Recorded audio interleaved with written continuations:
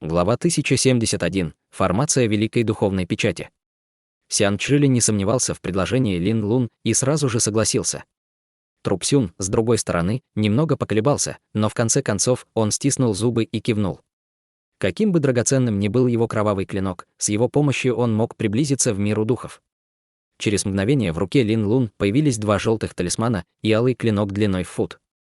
Женщина внимательно осмотрела их и немного повозилась с малиновым клинком.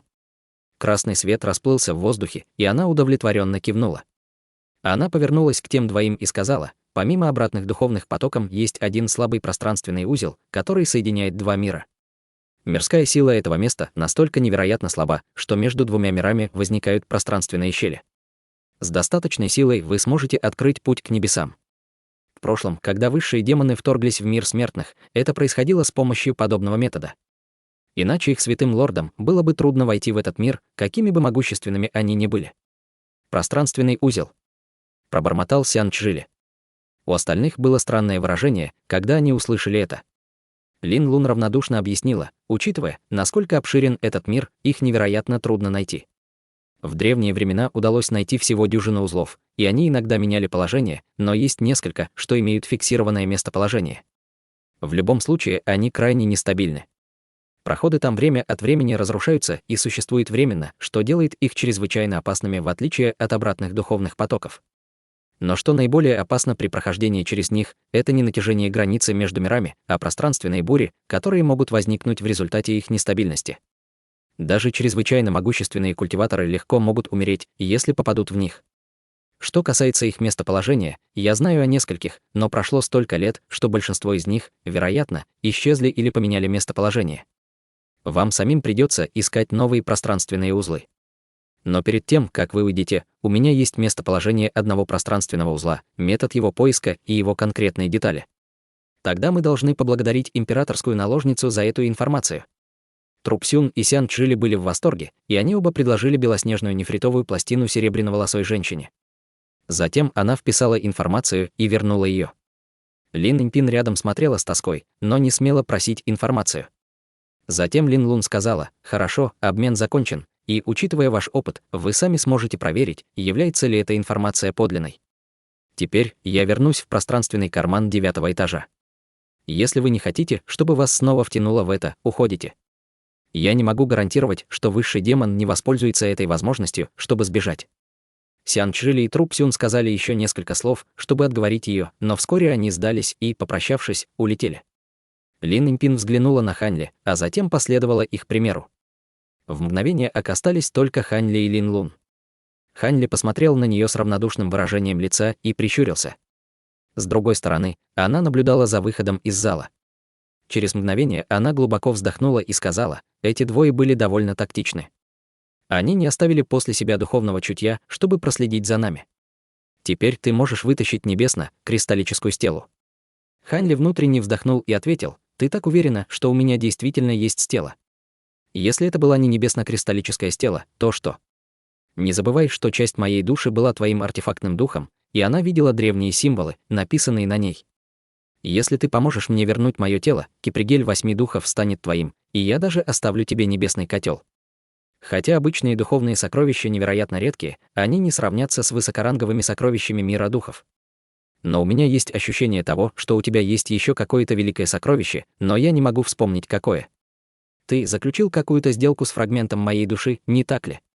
Сказав это, Лин Лун холодно посмотрела на него.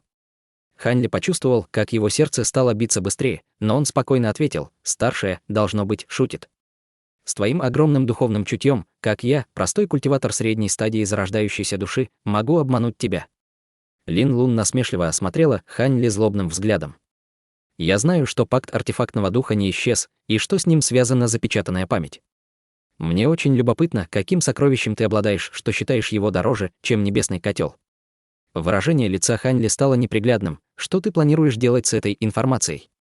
Человекоподобная марионетка размылась в его сторону и начала сиять слоем серебряного света. Ханьли уже все решил себя.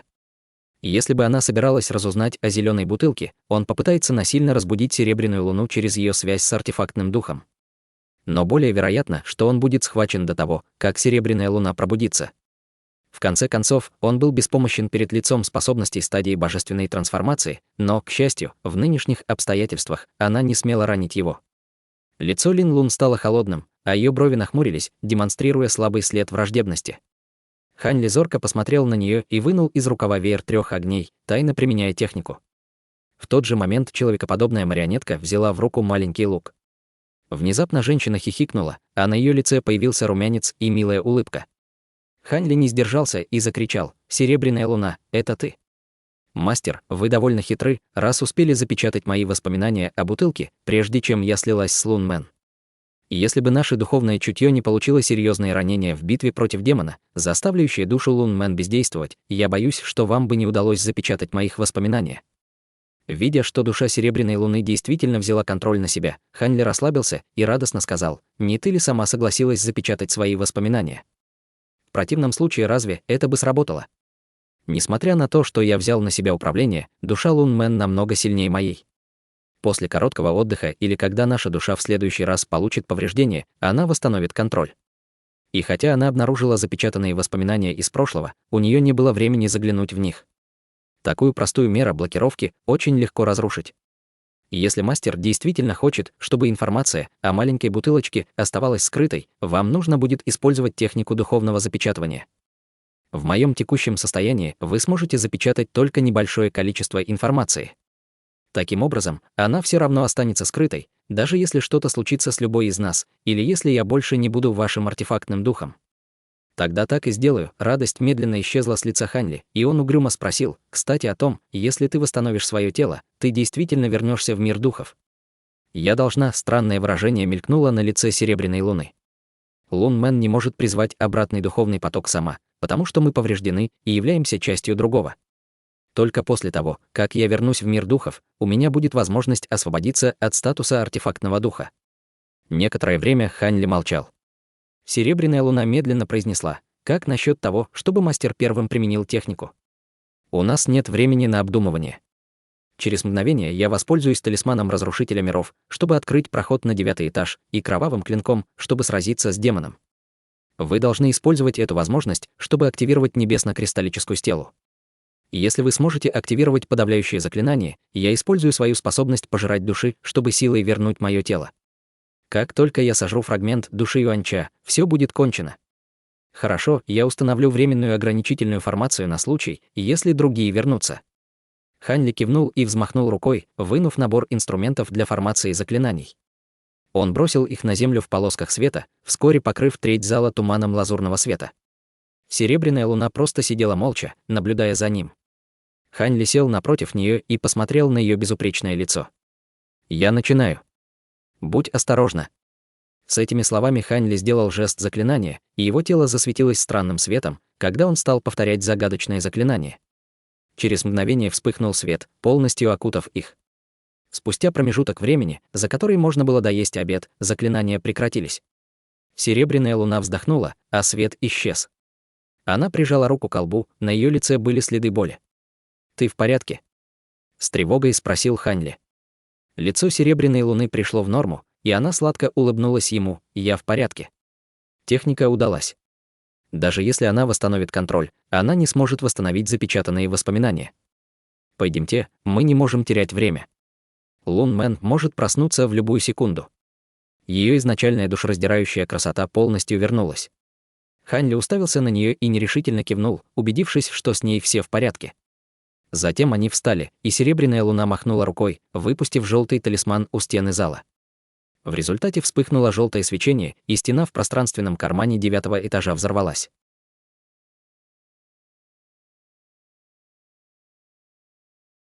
Глава 1072. Печать. После того, как кровавый клинок ударил в стену, Хань Ли свой веер 3 огней в то же место, за ним последовала золотая полоска меча. Его марионетка выпустила стрелу ослепительного пламени из своего лука в ту же точку. В конце концов, стена несколько раз дрогнула, а затем в ней появилась дыра. Как только появилась дыра, оттуда сразу вырвался поток демонической ци. Серебряная Луна вскрикнула и метнулась внутрь в виде полоски белого света. Хань Ли активировал свои грозовые крылья и последовал за ней. Войдя, он увидел бесчисленные нити угольно-черной демонической ци, кружащиеся в воздухе.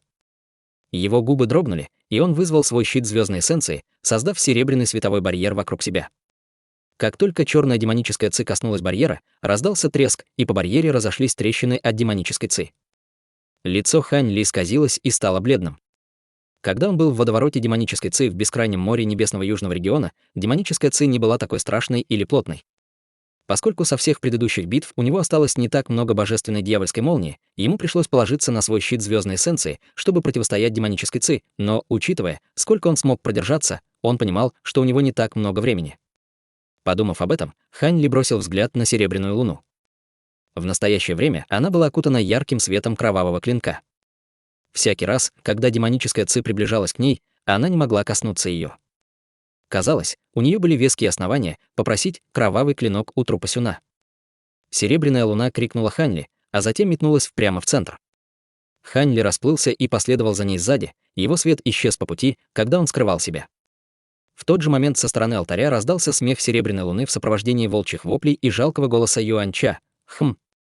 Поскольку ты осмелилась вернуться, я превращу тебя в демона». Над алтарем сплелись две сферы, малинового и черного света, мерцающие чистой силой, из которых то и дело доносились взрывы.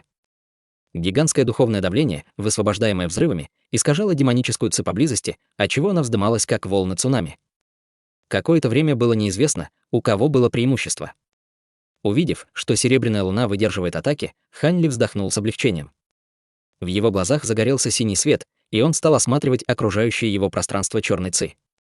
Хотя взрыв флаг черного ветра полностью уничтожил алтарь, две гигантские пластины на его вершине были изготовлены из гибкого нефрита, древнего материала, который уничтожить было не так просто. Одна из двух пластин должна быть пригодна для использования небесно-кристаллической печати. Через некоторое время Хань Ли заметил груду камней и обнаружил в них две пластинки. На одной из них был встроен в разрушенный талисман призыва дракона, а другая лежала в стороне, без изменений. Обрадовавшись увиденному, Хань Ли быстро взглянул на битву над ним и распространил свою технику сокрытия ци, максимально скрыв свою ауру, и спустился вниз. Спуск прошел неожиданно гладко и незаметно. Его ноги ловко приземлились на обломки, Хань Ли поднял руку и достал нефритовый скипетр. Он засветился ярким лазурным светом и окутал его желтым световым барьером, прежде чем он опустился на землю. Добравшись до каменной пластины, Хань Ли почувствовал облегчение. В этот момент он не колебался и вызвал шар синего света из своей сумки. Хань Ли посмотрел на небесно-кристаллическую стелу полфута длиной, а затем подбросил над собой нефритовый скипетр и взял стелу в руку. Когда Хань Ли наполнил ее своей духовной силой, стела вздрогнула, и вся ее поверхность содрогнулась и засверкала ярким светом. Хань Ли сосредоточился, мягко прижимая кристаллическую стелу к гигантской пластине, и она вонзилась в камень достаточно, чтобы скрыть его полностью. Еще до того, как Хань Ли понял, что произошло, случилось нечто неожиданное. Слой синего света вырвался из пластины и внезапно погрузился глубоко в землю, словно весил тонны, выскользнув из рук Хань Ли. Половина пластины развернулась вертикально и встроилась в стелу. Внезапно верхняя половина пластины издала затихающий звук, а из черной световой сферы в небе раздался яростный крик. Услышав это, сердце Хань Ли дрогнуло, и он указал на щит звездной эссенции. Щит тут же увеличился в размерах. Затем луч черного света выстрелил туда, где он стоял. Раздался взрыв, погрузив 40-метровую зону в абсолютную непроглядную тьму. Обломки быстро испарились, когда свет пронесся через них, достигнув сверкающей серебряной энергии, которая лежала под ними. Хань Ли слегка изменился в лице, когда его барьер сильно дрогнул от удара. Он ударил по серебряному щиту несколькими заклинаниями, и поверхность щита внезапно стала глянцевой. Большая часть тьмы скользнула по нему, давая ослабленному барьеру возможность продержаться дольше. Юаньча смогла выпустить только этот единственный удар, а затем снова занялась серебряной луной. Еще один удар наверняка разрушил бы его защиту. В своей ярости Юаньча она больше не уклонялась от атак серебряной луны и неоднократно выпускала черный свет из пасти. Демоническая ци поблизости вздымалась, образуя волны высотой 10 метров, двигаясь, чтобы поглотить серебряную луну. Но, тем не менее, уже было слишком поздно. Серия сильных толчков потрясла пространственный карман, за которым последовали десятки световых столбов, вырвавшихся из земли и сгущающихся в огромные 100-метровые каменные столбы. Каждая колонна сверкала неземной энергией, и по ее поверхности бродили плотные кольца разноцветного сияния. Затем произошло нечто неожиданное. Кольца закрутились, в результате чего угольно-черная демоническая ци, изначально заславшая весь воздух, стала спирально приближаться к кольцам, как мотыльки к пламени. В то же время черная световая сфера в воздухе высвободила бесчисленный поток нитей, один за другим, словно в воздухе вертелась сеть. В мгновение столб мерцающего белого цвета превратился в столб размером с небольшую гору. Хань Ли не обязательно было знать техники создания ограничительных заклинаний, чтобы понять, формация уже была активирована, и он продолжил вливать духовную силу в пластину. Духовные кольца на столбах с удивительной скоростью сгущались и поглощали демоническую ци. Через несколько мгновений почти вся демоническая ци в этом районе была поглощена каменным столбом. В результате черный двуглавый волк оказался в невыгодном положении, поскольку его бой с Серебряной Луной все еще продолжался. Волк взвыл, продолжая яростно сражаться, но Серебряная Луна скрывалась в своей малиновой сфере. Вздохнув с облегчением, Хань Ли ударил по надписи печатью заклинания. Каменная пластина дрогнула несколько раз, и вскоре после этого гигантская белая сфера, подвешенная в небе, агрессивно устремилась вниз. Прежде чем она приблизилась к разбитому алтарю, мощное духовное давление сильно встревожило двуглавого волка, заставив его отказаться от конфликта с Серебряной Луной. Однако у Серебряной Луны были другие планы, и она холодно фыркнула, исчезнув из виду. Сфера опустилась, и молочно-белый туман мгновенно заполнил дыру в алтаре. Затем свет полностью погас, открывая кристаллический барьер, закрывающий демоническую ци внутри. При виде этого Юань Ча поняла, что ее поражение быстро приближается. Однако она огляделась по сторонам, и ее взгляд упал на гигантскую каменную пластину. Однажды, использовав талисман призыва дракона, она сразу догадалась, что происходит, и яростно зарычала, мгновенно создав 3 свои копии и направив их прямо к Хань Ли. Рядом с Хань Ли вспыхнул багровый свет, затем из света появилось море крови, которое окутало Хань Ли и пространство вокруг него. Волки были захвачены кровью и оказались в ней. Тем временем из сферы белого света вырвался шарик серебряного света, из которого вырвался плотный поток пламени, окутавший 3 пойманных волков. Все 3 встревоженно подняли головы, и каждый из них выплюнул черное облако, чтобы блокировать атаку. Чтобы не остаться в стороне, Хань Ли взмахнул рукой, вызвав в нее веер 3 огней, и махнул в направлении черного волка. Со звоном из веера вылетело 3 огненных птицы длиной в фут, прыгнув прямо на каждого волка. Еще до того, как они прибыли, от их жара закипела кровь. В глазах черного волка отразился ужас. «Отлично!» В восторге крикнула Серебряная Луна. Сделав жест заклинания, ее тело расплылось сияющим серебряным светом, а затем превратилось в 3-метрового волка. Когда Юаньча увидела, что Серебряная Луна принял форму огромного волка, она вдруг что-то поняла и в страхе закричала: «Пожирание души!» «Нет! Не смей!» Вскоре волки глубоко вздохнули и выплюнули поток малиновой ци, обвив вокруг своего тела слой малинового пламени. Когда пламя коснулось крови, море неожиданно испарилось. В мгновение волки вернули себе свободу и взлетели в воздух с черным светом, исчезнув в мгновение. Но как только волк пролетел 40 метров, в воздухе грянул гром, и перед ними появилась серебряная молния. Прежде чем волк смог изменить направление, бесчисленные лазурные нити вырвались из серебряного света, связав волка целиком.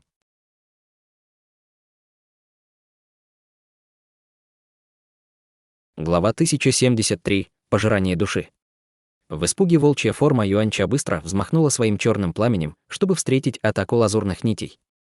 Но вопреки ее ожиданиям из серебряной молнии послышался смешок, а лазурные нити никак не задело. Сердце демона ушло в пятки. Юаньча была схвачена, без возможности сбежать, когда перед ней появилась Серебряная Луна и вошла в ее тело быстрыми вспышками. Огромный волк дрогнул, и обе его головы жалобно взвыли.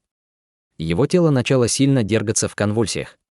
Одна из голов внезапно стала вялой, но вскоре наполнилась жизнью, и ее мех стал серебристым. Она сразу же наклонила голову и укусила шею другой головы. Обладателю пришлось смириться. Он также укусил шею другой головы, и обе головы стали вгрызаться друг другу в горло. Как только битва началась, серебряная молния исчезла, и Хань Ли схватился за небесный котел. Он изменился в лице, наблюдая за битвой двуглавого волка между собой. Хотя серебряная голова приняла первый удар, урон был мгновенно исцелен. В ответ из черной головы волка выскочили слои черной ци и начали атаковать другую голову. Выражение лица Хань Ли стало мрачным, и он щелкнул заклинанием по небесному котлу, издав громкий звон. Огромный пойманный в ловушку волк засветился ярким светом и напрягся. Тело волка больше не могло двигаться. Вскоре изо рта выскочила дуга молнии и ударила в голову черного волка. Золотой свет взорвался, и тонкие дуги молнии прыгнули в воздух, мгновенно рассеивая демоническую ци, собранную вокруг головы черного волка. Волк закричал в агонии, когда его демоническая ци стала рассеиваться. Другая голова воспользовалась этой возможностью и создала призрак серебряного волка. Он вытянулся вперед и укусил пастью черную голову, а затем отпрыгнул назад, отрывая вместе с собой массу черного света. Черный свет деформировался, пока, наконец, не принял форму различных призрачных лиц. У всех призраков были злобные лица с клыками и когтями, которыми они набросились на серебряный силуэт. Серебряный призрак с презрением взглянул на них и вспыхнул ярким светом, увеличившись в размерах в несколько раз. Он разом проглотил черного призрака, а затем уменьшился в размерах и вернулся в серебряную голову волка. В мгновение голова черного волка замерла, и ее глаза стали вялыми. Серебряная голова, не обращая на это внимания, отвернула голову и задрожала, словно ей было очень больно. Хань Ли почувствовал облегчение, увидев это, и бросил котел к волку, увеличив его по пути в несколько раз. Из котла вырвался лазурный туман и окружил волка огромным куполом. После этого Хань Ли осмотрелся и с любопытством взглянул на ближайшую печать. Оказавшись над обломками алтаря, он опустил руку и щелкнул по ним алыми огненными шарами. После серии взрывов перед ним появилась огромная дыра. Вспыхнул черный свет, обнажив крошечные фрагменты внутри него. Его человекоподобная марионетка схватила их и с легкостью призвала к себе в руки. Пристально осмотрев их, Хань Ли обнаружил, что это были остатки флаг черного ветра. Хотя сокровище уже было уничтожено, оно все равно излучало удивительное количество духовной ци. Хотя он не знал, как восстановить сокровище, материалы, использованные для его изготовления, давно исчезли из мира смертных. Трудно сказать, насколько он теперь был ценным. Сделав это, Хань Ли посмотрел в сторону огромного волка. Затем он полетел в угол пространственного кармана, к самому потолку. Долетев, он остановился с торжественным выражением на лице. Рядом с собой он увидел парящий зеленый свет, в воздухе медленно вращался зеленый деревянный кипригель 8 духов. Будучи буддийским сокровищем, кипригель был способен починить себе демонические искусства, в результате чего Юань-Ча не могла его использовать. Конечно, если бы демон полностью восстановил свою силу, дела бы обстояли иначе. Хань Ли не спешил взаимодействовать с сокровищами. Когда он впервые приобрел небесный котел, он чуть не потерял свою жизнь из-за небесного ледяного пламени. Он не знал, как отреагирует кипригель 8 духов, поэтому призвал к себе свою марионетку. Он был очень рад видеть, что ничего не произошло, а затем просто взял сокровище из руки марионетки. Поверхность кипригеля была чрезвычайно гладкой, с прохладным оттенком полированного нефрита и сверкала зеленым светом. Но после того, как Хань Ли влил в него духовную силу, ничего не произошло. Это удивило Хань Ли. В этот момент волк приглушенно фыркнул, и со взрывом из него вылетела вспышка зеленого света. В тревоге Хань Ли поспешно убрал кипригель 8 духов и быстро указал на небесный котел вдалеке. В мгновение он влетел к нему в руки в виде лазурной полоски света. Хань Ли прищурился и внимательно посмотрел вдаль. После того, как зеленый свет погас, огромный волк изящно встал. Его мех снова стал серебристо-белым, и он смотрел на Хань Ли единственной головой. Хань Ли обрадовался и немедленно направился к нему, но остановился на полпути, почувствовав ледяной взгляд волка. Его сердце дрогнуло, и он почувствовал, что что-то не так. Огромный волк расплылся и превратился в великолепную женщину с внешностью Лин Лун. Она мельком взглянула на Хань Ли и усмехнулась. Его дыхание стало холодным, он спросил: «Ты Лун Мэн?» «Отчасти». В настоящее время Лун Мэн стала главной душой. Она подняла руку и с некоторым восхищением осмотрела пальцы. Хотя она казалась спокойной, в ее глазах было волнение. Хань Ли слегка нахмурился и спокойно спросил, что случилось с Серебряной Луной. Ничего. Она просто ослаблена из-за использования техники пожирания души и теперь потеряла сознание. Иначе я бы теперь не смогла выйти в свет.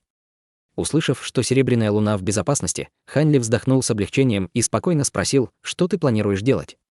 Лун Мэн подняла бровь и холодно сказал: «Я планирую вернуться в мир духов». «Что, не хочешь, чтобы я уходила вместе с Сюэлин?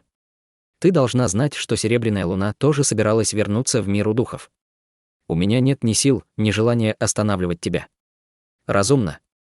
Изначально я хотела взять себе твое духовное сокровище, но, похоже, ты мне помог, когда я пожирала душу демона. Поскольку Сюэлин заранее дала обещание, я согласна оставить тебе небесный котел и кипригель 8 духов. Как главная принцесса волков Серебряной Луны, вполне естественно, что я сдержу свое слово. Но в будущем любые отношения между тобой и Сюэлин будут полностью разорваны.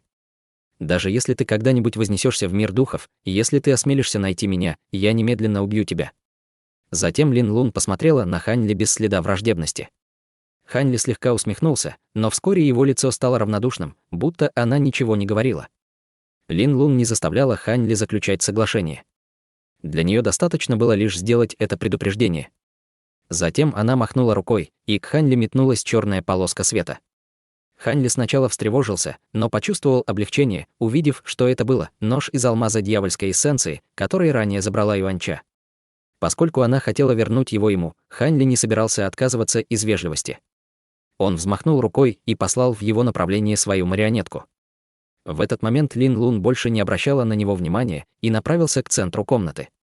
Осмотрев печать, она неосознанно кивнула. После этого она холодно взглянула на Ханли и стала приближаться к нему. Лин Лун сказала прямо: «Дай мне несколько капель твоего духовного молока. Мне это нужно, чтобы открыть обратный духовный поток». Губы Ханли дернулись, но он все равно хлопнул по сумке, вызвав несколько маленьких бутылочек в руку, а затем бросил ей. Лин Лун взмахнула рукой и поймала нефритовые бутылки одним изящным движением. Она подошла к пустому месту поблизости, села, скрестив ноги, и сделала руками жест заклинания. Пока она медленно пела, ее тело воспарило в воздухе, и ее окружил серебряный свет. Свет засверкал ярче, медленно погружая ее в себя. Издалека казалось, будто она превратилась в серебряную луну. Внезапно Лин Лун закрыла глаза, выдохнула и вызвала пластину звездного отражения. Ханли нахмурился, наблюдая за происходящим. Пластина активировалась каким-то образом и начала сгущаться, создавая духовное давление, эквивалентное высокоранговым духовным сокровищам. Пока Ханли наблюдал за этим в замешательстве, пластина закружилась в воздухе и воспарила над головой серебряноволосой женщины, полностью останавливаясь. Лин Лун тут же щелкнула пальцами внизу. Полосы разноцветных заклинаний поразили пластину, полностью поглотившись сокровищем. Вскоре произошли огромные изменения.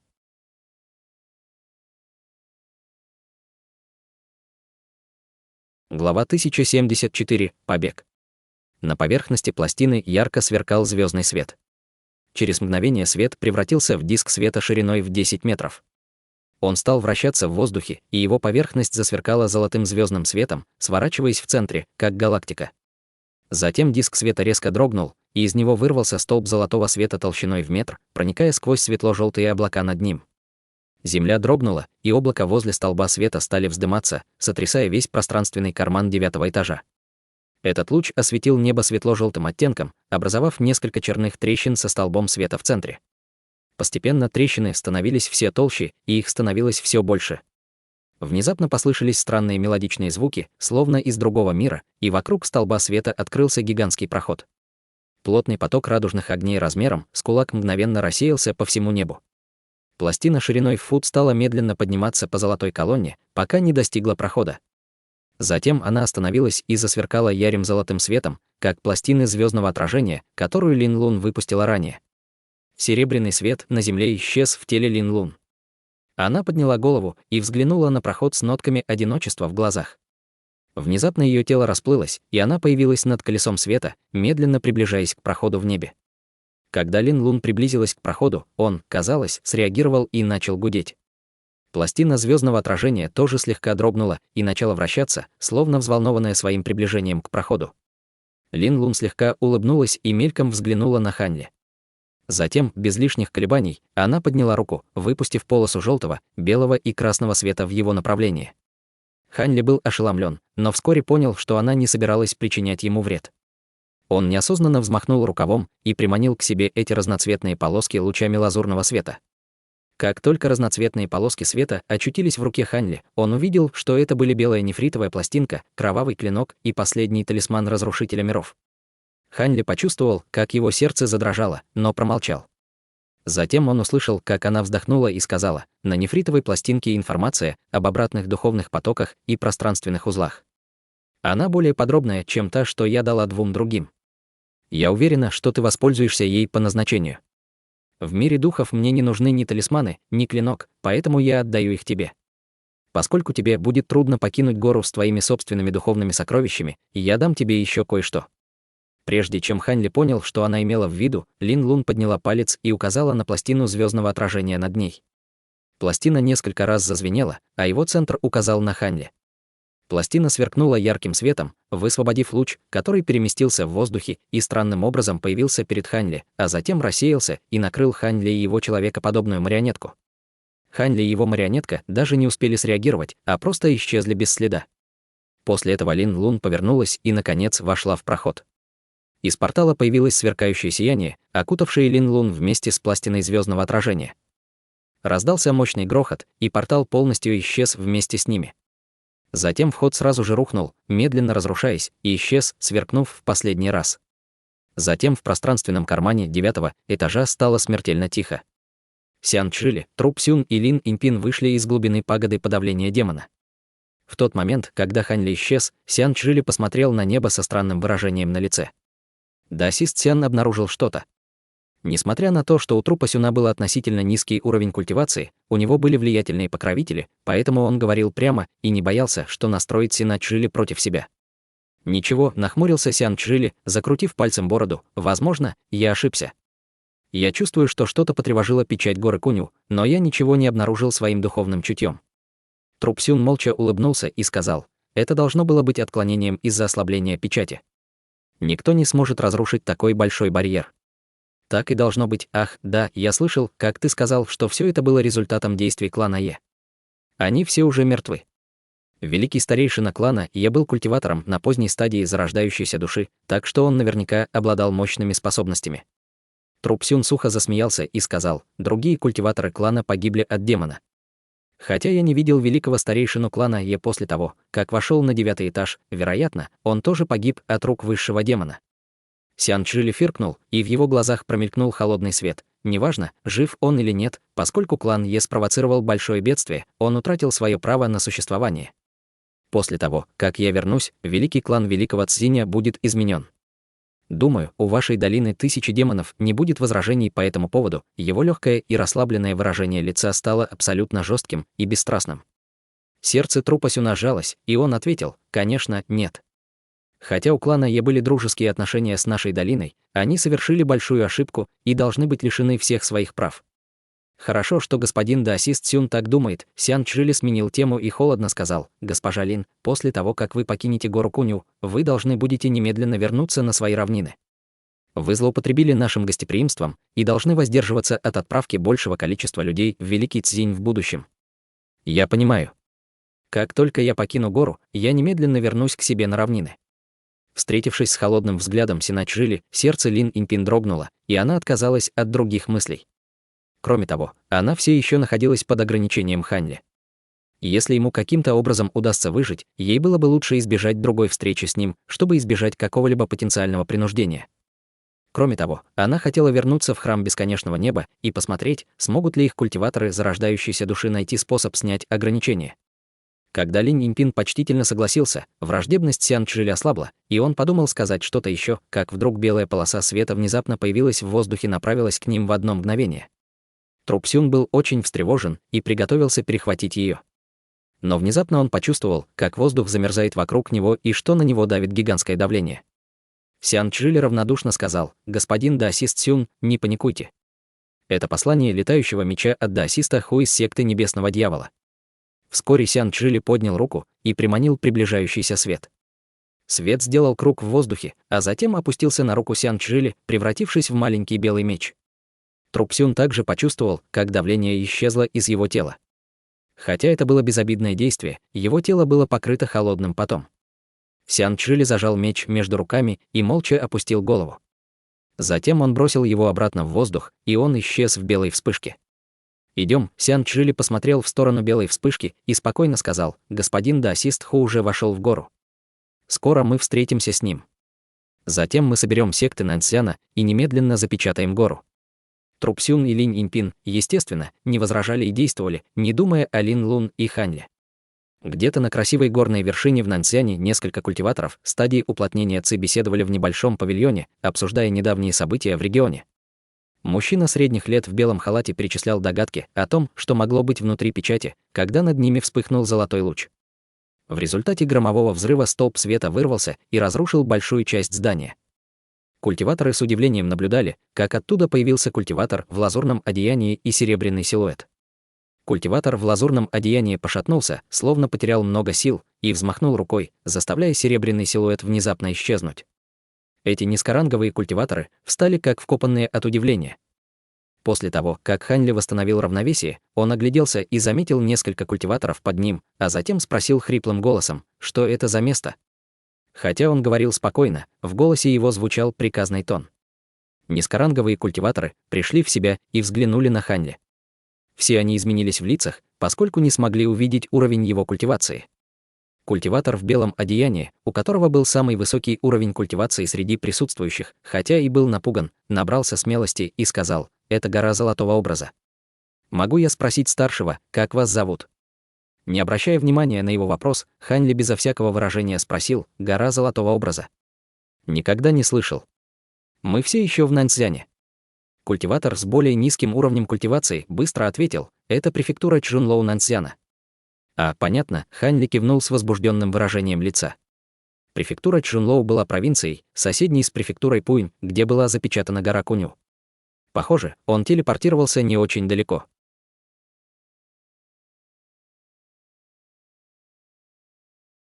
Глава 1075. Ледяной регион. Несколько культиваторов стадии уплотнения Ци в комнате были либо бродячими культиваторами, либо культиваторами из маленьких кланов. Когда перед ними появился культиватор глубокого ранга, они почувствовали, как у них перехватило дыхание. Поскольку они не могли видеть уровень его культивации, это значило, что он был как минимум на стадии формирования ядра. В обычных обстоятельствах у них не было квалификации, чтобы говорить в сторону с таким высокоранговым культиватором, и им бы ничего не оставалось, кроме как увидеть его издалека. Выражение лица Ханли смягчилось, когда он услышал, что все еще находятся в Наньцзяне. Он взмахнул рукавом, выпустив несколько полосок лазурного цвета, которые тут же вошли в тело каждого культиватора. Они молча упали на землю, не в силах сопротивляться. Затем Ханли молча махнул рукой, призвав одного из них к себе. По щелчку пальцев вокруг его черепа обвился лазурный свет и начал ярко сиять. Через мгновение свет погас, и культиватор выпал из его руки. Затем он проделал то же самое с остальными. Спустя промежуток времени, за который можно было выпить чашку чая, Ханли закончил. Когда последний упал на землю, он взглянул на них и пробормотал: «Было бы намного проще просто убить их, но я не настолько безжалостен». Им повезло променять воспоминания на свою жизнь. Сказав это, Ханли выбрал направление и выстрелил в небо в виде лазурной полоски света. Через 2 часа все культиваторы очнулись. Вспомнив, что потеряли сознание, они вдруг закричали. Хотя они не помнили о том, что произошло, в них сохранился страх, и они поспешили покинуть гору. В тот момент Ханли уже был на расстоянии десятков тысяч километров и неторопливо летел, исследуя белую нефритовую пластинку, что Лин Лун ранее ему подарила. Вскоре он вздохнул и убрал пластинку, молча погрузившись в свои мысли. Теперь у него было 2 разных типа информации. Одна из них была о создании обратных духовных потоках и великой формации заклинаний, которую культиваторы из мира духов использовали для их открытия. Формация заклинаний была невероятно сложным, и для ее активации требовались высокоранговые духовные камни. От требуемого количества этих духовных камней Ханли был ошеломлен. Даже если формация была непригодна для использования в мире смертных, и если бы он тщательно исследовал ее, он мог бы создать ее упрощенную версию, используя знания таким образом. Другая часть информации была про пространственные узлы в мире смертных. В ней не только говорилось, где их можно было легко найти, но также упоминалось более дюжины пространственных узлов, которые существовали в прошлом, причем каждое их местоположение было описано в подробных деталях. Сян Чжили и Трупу Сюн сообщили только о нескольких из них. Пока он продолжал размышлять, на его задумчивом лице появилась легкая улыбка. Независимо от того, насколько важным будет содержание пластинки в будущем, его наиболее неотложной задачей была поднять свой уровень культивации до поздней стадии зарождающейся души. В конце концов, пространственные узлы можно было использовать не раньше ранней стадии божественной трансформации. Только тогда зарождающаяся душа будет сконденсирована до такой степени, что ей будет нечего бояться пространственного давления в узлах. В противном случае человека ждала верная смерть. Теперь, когда он приобрел таблетку культивации, зарождающейся души и технику, чтобы растворить проклятую печать души, все, что ему теперь требовалось, это дополнительная лекарственная таблетка, чтобы снять проклятие. Высшая ледяная таблетка была очень похожим на таблетку снежной души, но ее основным ингредиентом был высший ледяной цветок. Эта разница была важна, поскольку этот цветок был невероятно редким. Он рос исключительной вечной мерзлоте в течение множества лет и быстро таял после того, как его сорвали, полностью теряя свою лекарственную силу. Несмотря на свою редкость, эти цветки пользовались огромным спросом. Многие из сект, которые выращивают их, использовали цветы сразу после их появления. Этот цветок практически никогда не встречался ни на одном аукционе. Хотя лекарства для снятия проклятия у старого дьявола Цани не было, его, наверняка, можно было найти где-то в секте рассеивающейся инь. Однако Хань Ли не был уверен, что сможет так легко проникнуть в одну из великих сект Великого Циня. Не говоря уже о количестве культиваторов, внутри одна только великая формация секты помешала бы ему проникнуть туда одному. В конце концов, между формацией без хозяина и контролируемой формацией была огромная разница. Согласно формуле высшей ледяной таблетки, цветок можно заменить другим лекарственным растением ледяного элемента, но это приводило к значительному снижению эффективности. Поскольку Хань Ли решил не оставлять это дело на волю случая, он решил отправиться в путешествие по ледяной зоне. Таким образом, он планировал отправиться в северный ночной дворец Бай-Яой. Дворец был расположен на северном острове Ночи, месте, известном своей вечной мерзлотой. Разумеется, там он бы смог найти высшие ледяные цветы. Кроме того, ему было любопытно узнать о ледяной квинтэссенции, и он хотел выяснить, удалось ли дворцу приобрести эссенцию чистого пламени. В конце концов, секта использовала ледяную квинтэссенцию в течение множества лет. Если у них ее не было, они должны были хотя бы знать о ее местонахождении. Конечно, Хань Ли не собирался отправляться прямо на северный ночной остров. Он хотел найти место, где можно было бы переждать, пока шумиха вокруг горы Куню затихнет. Кроме того, у него были неотложные дела, которые могли бы занять несколько лет. С этой мыслью Хань Ли принял решение и повернул на север. По пути он прошел через дюжину провинций, в конце концов достигнув огромного региона Шуан.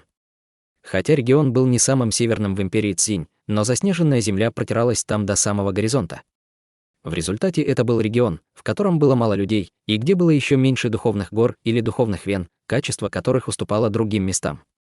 Поэтому в этом регионе не было великих сект империи Цинь, оставляя его нескольким кланам и множеству бродячих культиваторов.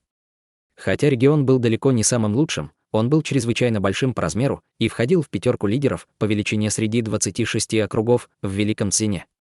По мере того, как там увеличивалось количество известных материалов и лекарственных растений ледяного элемента, стало увеличиваться количество культиваторов с ледяными техниками культивации.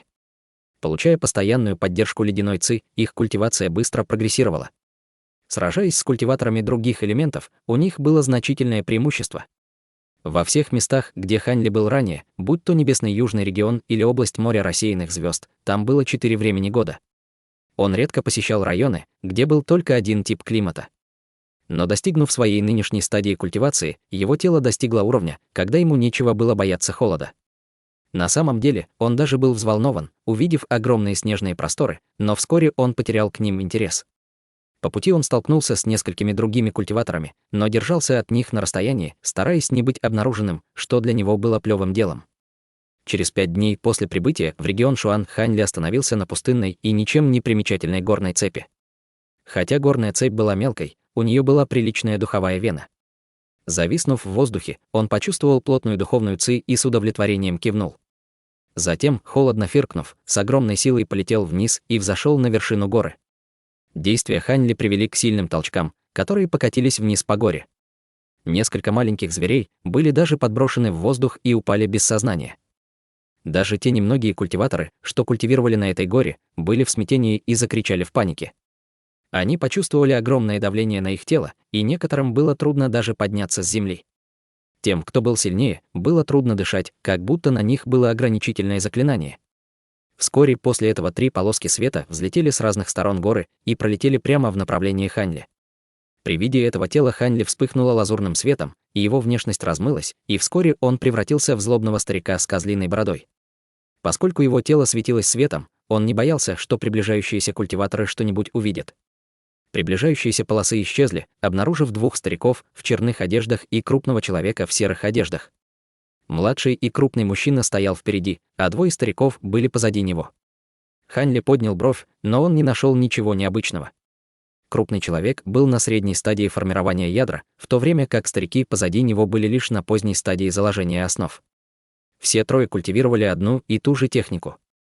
Перед тем, как Хань Ли заговорил, человек в серой одежде яростно исследовал Хань Ли своим духовным чутьё, но выражение его лица вскоре изменилось, а ярость исчезла, заменившись на покорную улыбку. Этот младший — мастер клана Ли Чжунтянь. Если старшему нужна помощь, только скажите. Я сделаю все возможное, чтобы помочь вам. С почтением сказал крупный человек. Его сердце трепетало от страха, как он увидел внушающее страх появление Хань Ли. Меня не волнует ваш клан. Меня интересуют достопримечательности этой горы, так что проваливайте. Даю я вам полдня, чтобы уйти отсюда, сказал Хань Ли хриплым и ледяным тоном. Его слова были холоднее, чем ледяной ветер.